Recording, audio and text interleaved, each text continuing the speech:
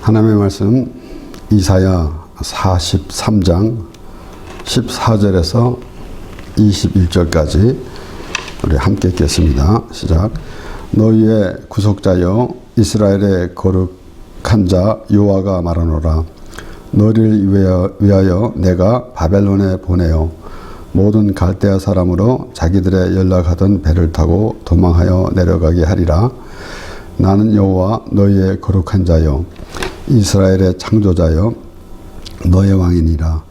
바다 가운데 길을 큰 물 가운데 첩경을 내고 병과 말과 군대 용사를 이끌어내어서 그들로 일시에 엎드려져 알지 못하고 소멸하기를 꺼져가는 등불 같게 한 나 여호와가 말하노라. 너희는 이전 일을 기억하지 말며 옛적 일을 생각하지 말라.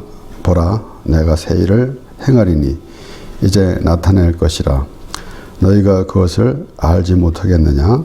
정령이 내가 광야의 길과 사막의 강을 내리니 장차 들짐승 곧 시람과 및 하조도 나를 존경할 것은 내가 광야의 물들을 사막의 강들을 내어 내 백성 나의 택한 자로 마시게 할 것임이니라.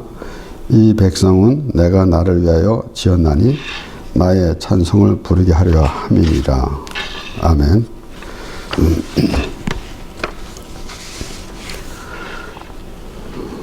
이스라엘 자손 하나님의 백성이 하나님의 말씀에 순종치 아니함으로 징계를 받아서 다른 민족의 포로가 되어서 얼마나 고난을 당했는지, 그들이 그렇게 고난을 당할 때 하나님께서 내가 너를 잊지 않았다라고 말씀하시고 하나님께서 이제 그들을 구원하시겠다라고 말씀하시는 것입니다.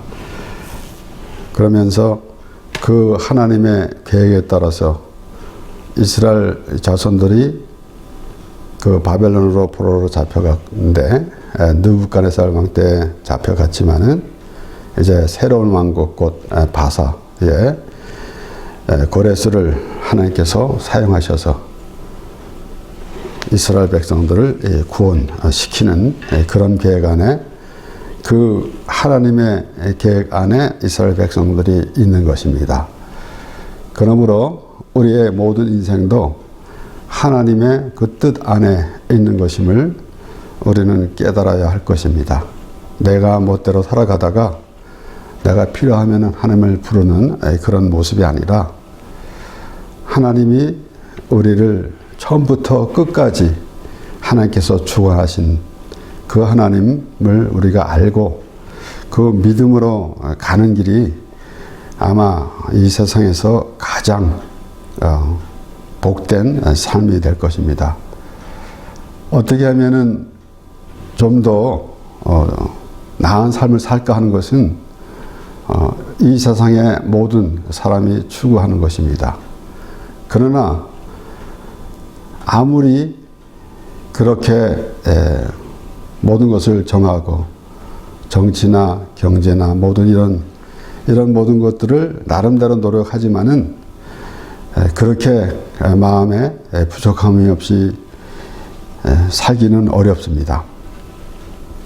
그래서 우리는 일상생활 하면서 정말 때로는 참 좋은 일이 생겨서 날아갈 듯한 기분을 가질 때가 있습니다. 그런데 정작 우리는 하나님으로 인하여 그러한 삶을 살아가는 삶이 될 때에 하나님을 더욱더 알게 되는 것이고 하나님이 우리를 지켜주시고 인도해 주심을 깨닫게 되는 것입니다. 하나님께서 말씀하실 때에 이스라엘 백성들을 애굽에서 이끌어내실 때에 대해서도 말씀을 하고 있는 것입니다. 여기에 17절에 보면 병거와 말과 군대의 용사를 이끌어내어서 그들로 일시에 엎드려져 일지 못하고 소멸하기를 꺼져가는 등불 같게 한 나 여호와가 말하노라. 하나님께서 그러한 우리가 상상도 할 수 없는 그러한 일을 행하십니다. 그래서 때로는 우리는 하나님의 하시는 일을 기적이라고 이렇게 생각하기도 합니다. 그러나 하나님은 보통 하나님께서 하시는 일입니다. 우리는 사람이기 때문에 하나님으로부터 짐을 받은 사람이고 또 이 세상에서 살고 있기 때문에 그 이상의 것은 생각하지 못하지만은 하나님은 우리가 생각하지 못하는 그러한 일을 행하시면서 그 하나님을 보여주시고 또 그 하나님 안에 있게 하시는 것입니다. 이스라엘 백성들을 애굽에서 이끌어내시는데 바로에게 10가지 재앙을 내리신 후에 바로가 손을 들고 이제 이스라엘 자손들을 내보내게 됩니다. 그런데 이스라엘 백성들이 나올 때에 바로의 마음이 또 바뀌어서 그들을 쫓아오게 됩니다. 그래서 그 앞에는 홍해가 가로막혀 있고 뒤에는 바로의 군대가 쫓아오게 되는데 이때 하나님께서 이제 큰 일을 행하시는데 바로 모세를 통해서 그 홍해를 갈라지게 합니다. 그래서 그 양옆으로 큰 기둥, 물기둥이 되고 그 갈라진 땅은 마른 땅이 되어서 이스라엘 백성이 건너가게 되는데 그 뒤에 쫓아오는 그 바로의 군대도 그들은 아마도 이스라엘 자손들이 그 마른 땅을 건너갈 때에 백성들은 하나님께서 길을 열어주셨으므로 가는 그런 믿음으로 가겠지만은 바로의 군대는 그런 생각은 전혀 하지 못했을 것입니다. 그래서 쫓아가는데 바로 그들이 이제 쫓아갈 때에 하나님께서 다시 모세에게 명해가지고 그 물이 다시 닫히게 하셨습니다. 출애굽기 14장 26절에서 29절의 말씀을 보면은 여호와께서 모세에게 이르시되 네 손을 바다 위로 내어밀어 물이 애굽 사람들과 그 병거들과 마병들 위에 다시 흐르게 하라 하시니 모세가 곧 손을 바다 위로 내어밀매 새벽에 미쳐 바다의 그 세력이 회복된지라 애굽 사람들이 물을 거스려 도망하나 여호와께서 애굽 사람들을 바다 가운데 엎으시니 물이 다시 흘러 병거들과 기병들을 덮되 그들의 뒤를 쫓아 바다에 들어간 바로의 군대를 다 덮고 하나도 남기지 아니하였더라. 그러나 이스라엘 자손은 바다 가운데 육지로 행하였고 물이 좌우의 벽이 되었더라. 그렇게 하나님께서 이스라엘 백성들을 애굽에서 이끌어 나오실 때부터 바로에게 그 재앙을 내리시면서 바로가 그 강팍한 바로의 마음이 항복을 하고 이제 이스라엘 자손들을 내보내게 됐고 또 홍해를 갈라주셔가지고 그 쫓아오는 바로의 군대를 물속에 잠기게 하시고 이런 모든 것을 보면서도 이스라엘 백성들은 때로는 또 하나님께 불평할 때가 많이 있었습니다. 그러나 이제 이스라엘 자손들이 바벨론에서 고생을 할 때에도 마찬가지 아니겠습니까? 하나님께서 이스라엘 백성들을 하나님의 백성으로 삼으시고 그렇게 인도해 주심을 알을 때에 어디를 가든지 하나님이 함께 하신다라는 그런 의미를 가지고 있어야 할진데 그러지 못하고 있는 것. 그러므로 이스라엘 백성들이 광야 생활할 때나 그리고 그들이 이제 가나안에 들어가서 그 참 하나님께서 마련해 주신 그러한 땅에서 거할 때에도 온전히 하나님으로 인하여 살아가야 할진데 그러지 못하기 때문에 그들은 계속해서 하나님의 다스림을 받으면서 그렇게 어려운 고난 속에 있기도 했습니다. 그러나 하나님께서 내가 너를 잊지 않았다. 왜 그런가 하면은 하나님이 주셨기 때문에 하나님의 백성으로 삼으셨기 때문에 그렇습니다. 하나님께서는 조상들과 약속하신 그 말씀을 지키면서 이스라엘 자손들을 하나님의 자녀로, 하나님의 백성으로 삼아주시고 계속해서 그들을 돌봐주시는 것입니다. 그러므로 이제 이스라엘 백성들을 그 고난에서 구해주시는데 고레스를 사용하신 것처럼 하나님께서는 한 목자를 세우신다라고 또 우리 에스겔서 34장에 말씀이 나옵니다. 에스겔서 34장에는 23절에서 24절 말씀에 내가 한 목자를 그들을 위해 세워 모기게 하리니 그는 내 종 다윗이라 그가 그들을 모이고 그들의 목자가 될지라 나 여호와는 그들의 하나님이 되고 내 종 다윗은 그들 중에 왕이 되리라 나 여호와의 말이니라. 혹자는 이제 다윗의 그 혈통으로 어떤 왕에 대한 말이다라고 그렇게 해석하기도 합니다만은 분명히 하나님께서는 다윗을 통해서 예수 그리스도가 나실 것을 말씀하는 것입니다. 그러므로 이스라엘 백성들이, 이스라엘 자손들이 포로가 되어서 잡혀갔다가 구원을 받을 때 하나님께서 고레스를 사용하신 것처럼 죄에 빠진 하나님의 백성들을 예수 그리스도로 인하여 구원해 주시겠다라는 이 광대한 그 계획 속에서 하나님께서 이루어 가시는 것입니다. 그래서 우리는 시작하면서부터 말씀드렸지만은 하나님의 계획 안에 있는 사람들입니다. 그러므로 그 하나님의 뜻에 얼마나 합당한 자가 되는가에 따라서 우리가 하나님의 언약 안에 거하며 또 하나님의 그 약속하신 말씀 안에서 그 뜻을 이루어가는 사람인지 생각해 보게 되는 것입니다. 그렇지 않으면은 우리가 우리 뜻대로 살아가다가 이방인들과 같은 그런 모습으로 하나님을 부르는 모습, 그런 것은 하나님과 아무 상관이 없는 그러한 삶이 될 것입니다.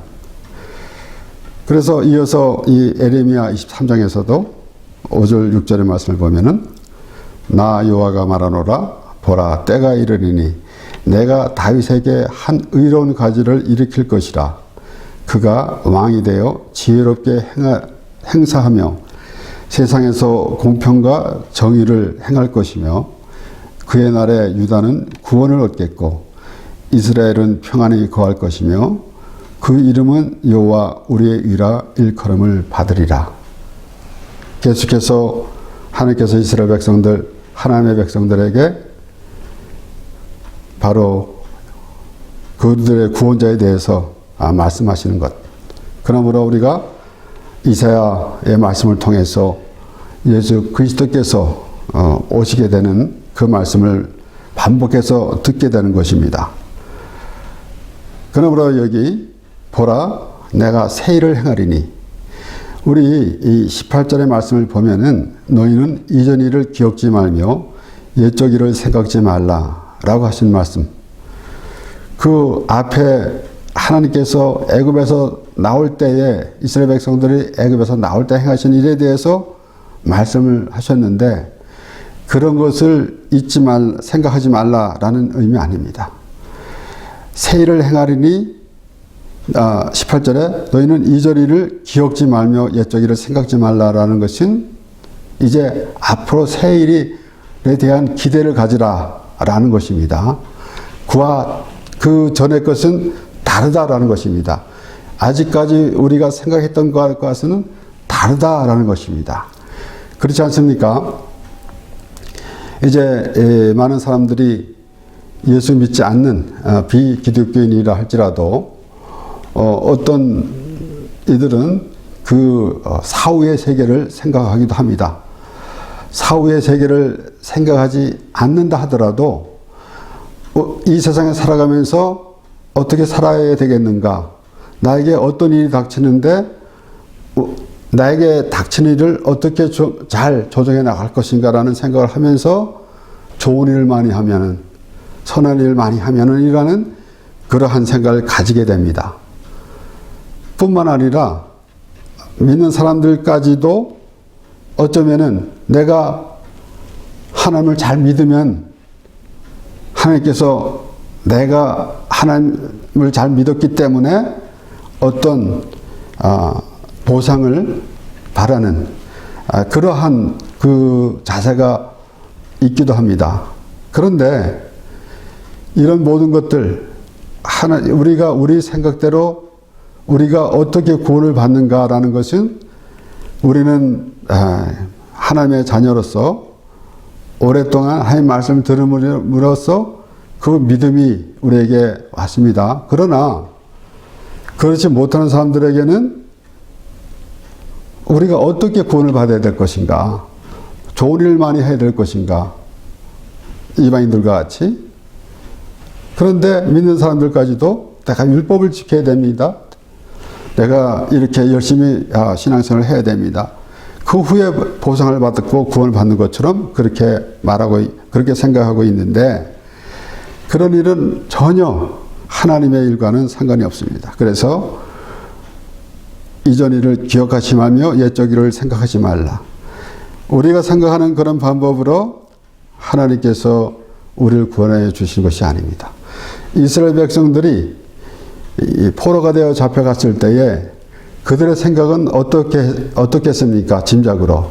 어떻게 하면은 우리가 힘을 길러서 참 이 바벨론에 대항해서 이 포로 생활을 끝내고 돌아갈까라는 그런 생각을 하지 않았겠습니까?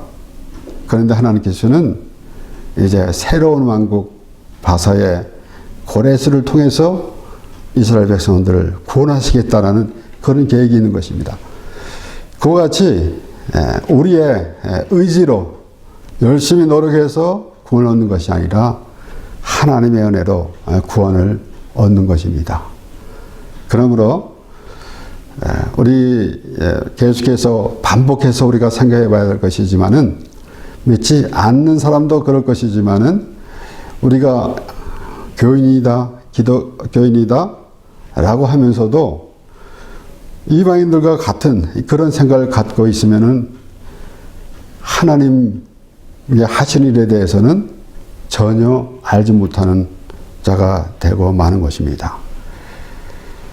그래서 지금 에스겔서에서도 한 목자를 세우신다라고 말씀하셨고 또 에레미야에서도 하나님께서 그렇게 말씀하시는 에레미야 선지자를 통해서도 그래서 다윗의 한 의로운 가지를 일으킬 것이다 라고 말씀하시는 그 말씀 한마디 한마디에서 우리가 그 말씀을 들으면서 우리의 영혼이 소생되는 것입니다. 우리는 실제적으로 우리가 죄에 빠져 있다라는 사실조차 모르고 살아가는 인생이 있는데 우리는 우리 삶 가운데서 나의 존재가 어떤 존재인가라는 것을 한 번쯤 생각해 볼 때에 우리가 죄에 빠져 있었음을 깨닫게 되고 그리고 우리는 하나님으로 인하여 구원을 받은 하나님의 백성이다 라는 믿음이 되는 것입니다. 그러므로 이 하나님께서 말씀하신 대로 새 일을 행하신다라는 말씀이 바로 예수 그리스도를 통해서 우리를 구원해 주신다라는 말씀. 그 말씀이 우리에게 들려져야 하는 것입니다. 그러므로 예수님께서 오셔서 나는 선한 목자다 라고 그렇게 말씀하시는 것인데 특별히 우리 요한복음 10장 11절에서 15절 말씀에서 계속해서 이어지는 말씀이지만은 11절에서 15절 말씀을 보면은 나는 선한 목자라 선한 목자는 양들을 위하여 목숨을 버리거니와 삭구는 목자도 아니요 양도 제 양이 아니라 이리가 오는 것을 보면 양을 버리고 달아나나니 이리가 양을 늑탈하고 또 해치느니라. 달아나는 것은 저가 삭고 있는 까닭에 양을 돌아보지 아니하미니 나는 선한 목자라 내가 내 양을 알고 양도 나를 아는 것이 아버지께서 나를 아시고 내가 아버지를 아는 것 같으니 나는 양을 위하여 목숨을 버리노라. 궁극적으로는 예수님이 오셔서 우리를 구원하신다는 말씀을 구약을 통해서도 말씀하셨고 또 예수님 때에 예수님께서 직접 오셔서 말씀하시는 그 내용 우리가 보게 되는데 요한복음 10장에 나오는 예수님께서 나는 선한 목자라 라는 말씀에 대해서는 우리가 계속해서 말씀드리지만은 계속해서 생각해 봐야 하는 것입니다. 물론 이 주석에는 이런 해석도 있습니다. 그 당시에 임시 고향 목자는 사꾼은 임시 고향 목자다. 이렇게 말하기도 합니다. 그래서 천직으로 알고 있는 목자는 목숨을 걸고 양을 지켰다. 라는 것으로만 이렇게 보고 있습니다. 그렇게 해석하게 되면은 그렇게 특별한 의미를 가질 수가 없습니다. 사꾼이 누구냐? 우리가 이 말씀을 보면서 목회자가 나는 선한 목자다라고 목자가 되어야 되겠다라고 생각하는 것은 참으로 잘못된 것입니다. 예수님이 선한 목자십니다. 그런데 사람이 선한 목자가 된다라는 것은 말도 안 되는 그러한 표현인데 알지 못하니까 그런 표현을 사용할 수도 있겠지만은 사꾼은 분명히 율법을 상징하는 것입니다. 사꾼은 그렇지 않습니까? 제 싹슨 사망이라고 그렇게 사도 바울이 말하는 것처럼 전혀 이 웨이지 그 싹슨 누가 아무래도 건들 수 없는 거예요. 하나 주고 하나 받고. 그러니까 사꾼은 그런 노릇밖에 하지 않는다라는 것입니다. 그러니까 율법은 명확하게 거기에 율법에는 아무런 용서도 없고 정확하게 율법을 통해서 죄를 깨닫게 만든 것이 바로 율법입니다. 율법의 행위로 그의 앞에 의롭다 하심을 육체가 없나니 율법으로는 죄를 깨달음이라 라고 그렇게 사도 바울이 말했습니다. 그와 같이 죄를 깨달을 때 이제 복음이라는 예수 그리스도의 십자가의 은혜라는 의미를 알 수가 있는 것이지 율법이 없으면은 복음이라는 의미를 알지 못하게 됩니다. 그러나 그 율법이 구원을 받는 게 아니에요. 이제 이리가 오면은 양을 버리고 달아난다 그랬어요. 그러니까 율법으로는 구원을 받을 수 없다라는 것입니다. 그러면서 다시 예수님께서는 나는 양을 위하여 목숨을 버리노라 그랬습니다. 하나님께서 계획하신 것은 예수 그리스도 독생자 예수 그리스도를 보내주셔서 십자가에 죽게 하심으로 우리를 구원해 주시겠다라는 그러한 그 하나님의 계획 안에서 하나님께서 그 뜻을 세우시고 그렇게 이루어 가시는 것입니다. 그러므로 예수님은 아버지의 뜻을 행하러 왔기 때문에 십자가에서 죽으시는 것입니다. 그러므로 하나님께서는 하나님의 뜻을 이루어지기 때문에 하나님께서 기뻐해 주시는 것이에요. 예수 그리스도가 십자가에서 죽으시는 것이 하나님께 올바른 제사가 되는 것입니다. 오늘날 우리가 말하는 예배가 되는 것입니다.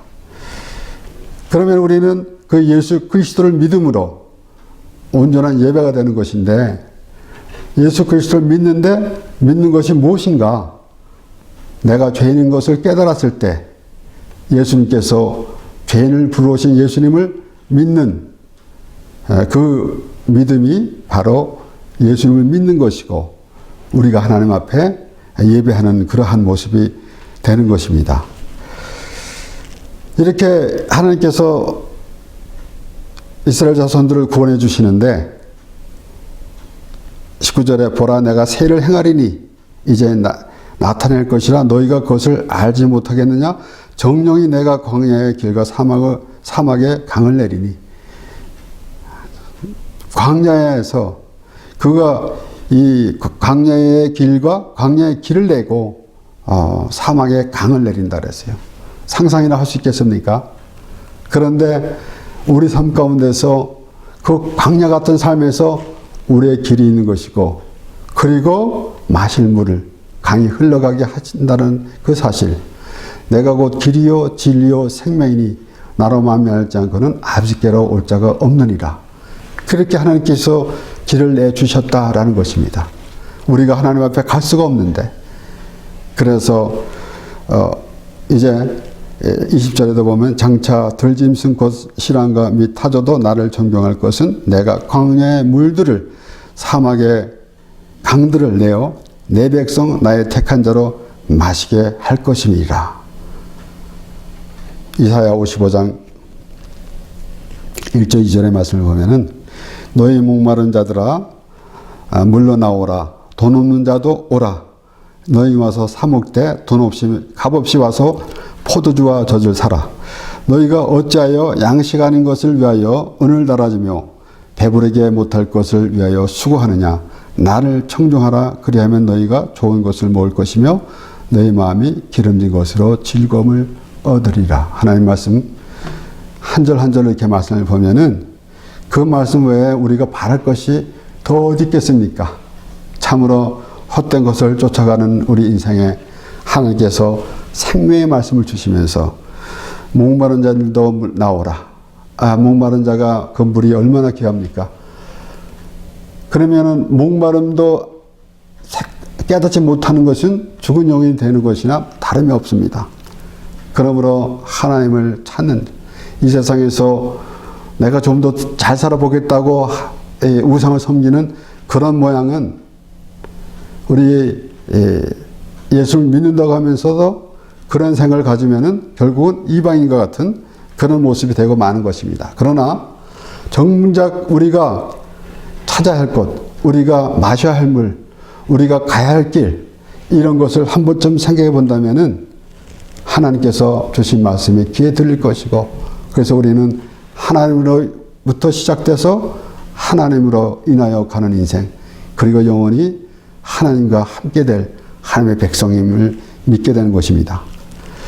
그래서 예수님께서 수가성의 사마리아 여인에게도 그렇게 말씀하셨어요. 요한복음 4장 13절 14절 보면은 예수께서 대답하여 가라사대 이 물을 먹는 자마다 다시 목마르려니와 내가 준 물을 먹는 자는 영원히 목마르지 아니하리니 나의 주는 물은 그 속에서 영생하도록 솟아나는 샘물이 되리라. 실제적으로 우리가 이 말씀이 믿어지고 그럴 때에 우리의 그 영생하도록 솟아난 샘물,